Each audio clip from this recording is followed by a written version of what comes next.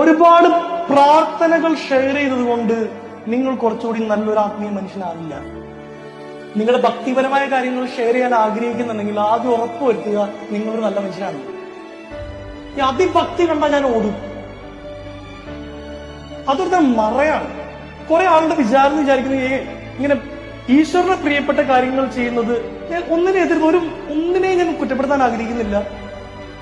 Of course നിങ്ങൾ പ്രാർത്ഥിച്ചോളൂ, ചേർന്ന് നിന്നോളൂ. പക്ഷെ ആസ് എ ഹ്യൂമൻ നിങ്ങൾ ആരാണ്? ഒരു മനുഷ്യൻ എന്ന രീതിയിൽ ഇപ്പൊ ഇവിടെയുള്ള ഒരു ചേട്ടൻ, നിങ്ങൾ ആരും ഒരു കുടുംബത്തേക്ക് കടന്നു വരുമ്പോ അദ്ദേഹം വന്നല്ലോ ഒരു സമാധാനമായി എന്നാണോ oh my god let's escape എന്നൊക്കെ പറയണ്ടാവാ.